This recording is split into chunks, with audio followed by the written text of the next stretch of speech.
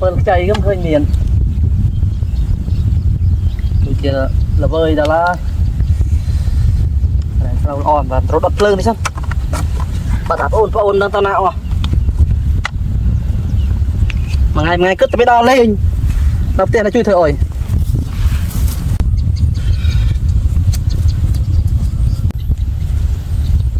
bằng cái len mùi cho đến đập lơ rồi ơi ăn linh ăn đâu để ta chụp sắt ơi mất đầu vậy bốn là dân này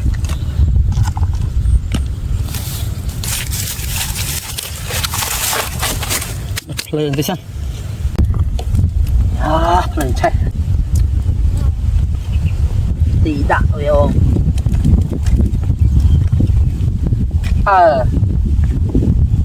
và cắt phơi núi ban nói ảng oh no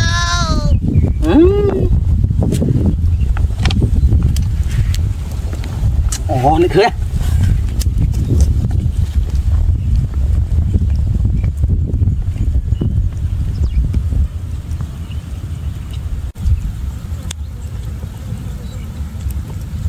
lựa chạy hỏi cái mình đánh dạ tao nói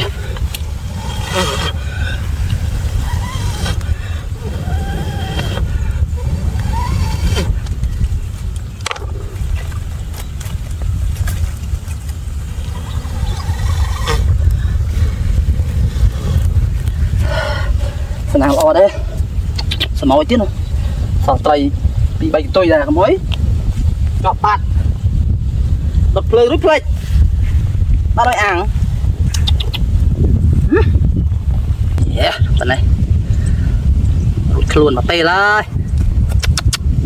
làm lo chơi ngày một cho lọc được bàn đập lơi rút lên cực tại bàn đôi ảng chắc là rôn nước khơi nhỉ lấy rồi tầm mình cũng nó lên tầm bồ luôn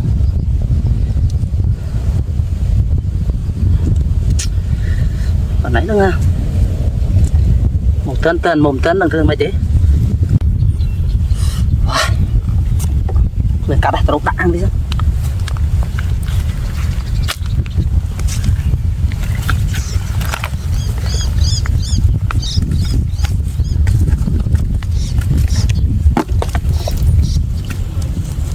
bản tuần trừ thì mùi cái đã ăn múa mồm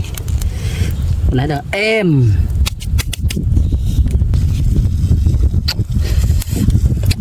wow.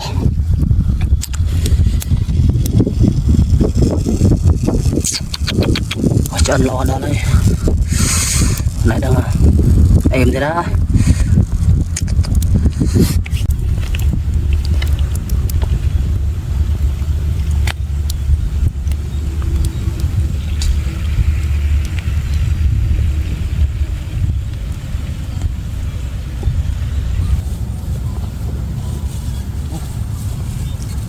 okay oh chăn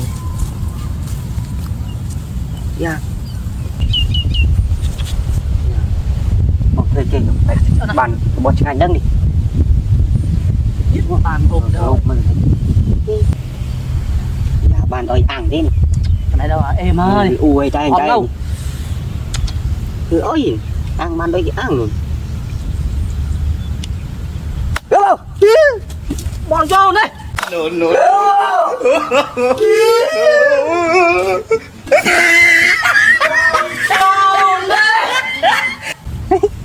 chúng ta mới ăn được không? Đặt đấy ỏng nó linh các bạn. Mua bên à? Mua bên xe, mua bên xe. Mua ta thét. Trong lưng bong à? Dạ bỏ ai lên. Lên tao này. Ôi. Các bạn đây ăn. Nhí trời này chết này cái đấy. Ồ, cái thân đây. Tập phơi phải cực trời ăn lần tiền ruột rôn, tại của mình phơi ruột này. À tụi này sồn trường cho nào nhồi. Rồi nhồi đừng cho này đấy. Ôn mơ. Đi trong cái lanh. Đây những cái ăn mỗi bàn không ngọt này. Bàn bạn. Bán tray và lại nè, đâu đây.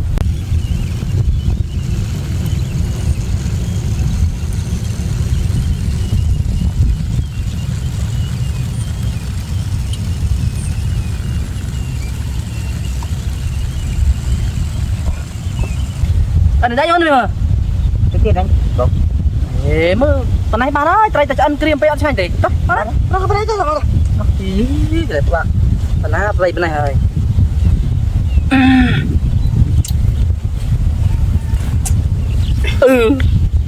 cho bố mẹ ta trai bắt bài nhưng dương tay nhau rồi hiểu sai pe mày tới đây trai ta đây một tay lại trái cơ không bài chỗ này tôi vô bạn vô lên lên đi bạn bạn con nó chăm lên tay vô lên tay bạn không bạn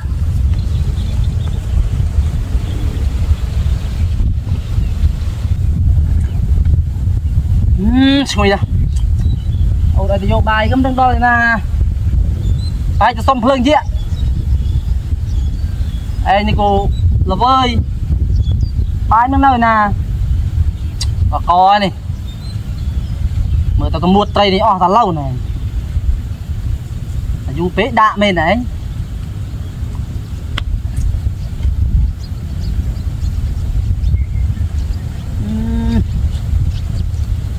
này ô giúp ra chị tray on lên nhanh bạn đi bài không phải đấy bạn đợi sáng sao vào đây tao á tao ba đây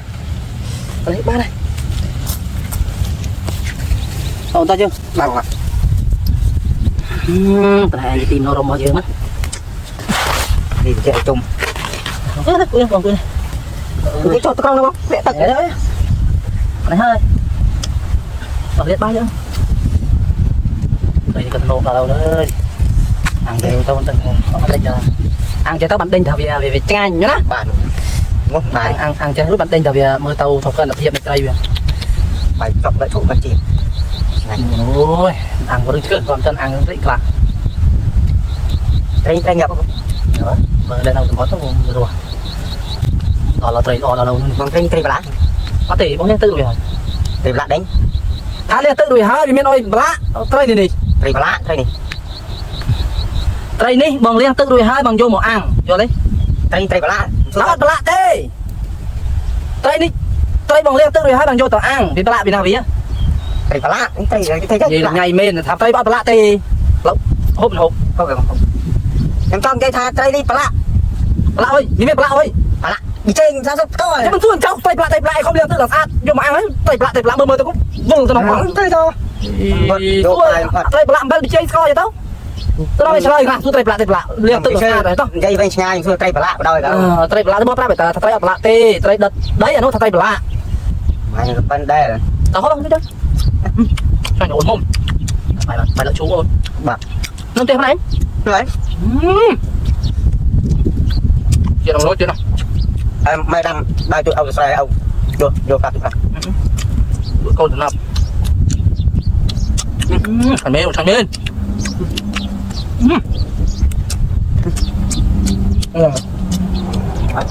xe sau tầm đi off bao lắm á được tiêu đây cái gì cao sai như được á ai không thấy tay nó xe trước đây anh bầu được biết sai bài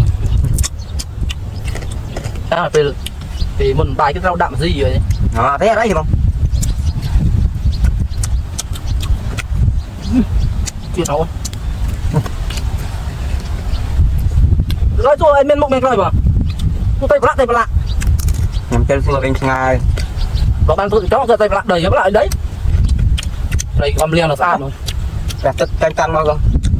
trên trên chỉ trai nữa bà ông đâu rồi sao là sao là thôi nồng ngay rồi chứ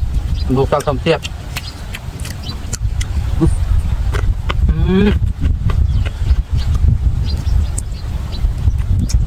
đâu đó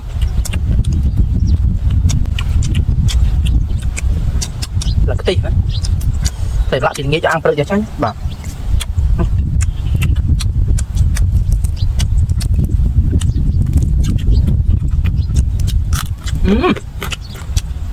cho nó xuôi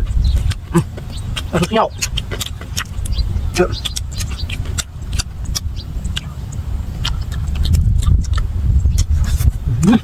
mà em chết mà bằng cho tự vỡ bạn vậy nữa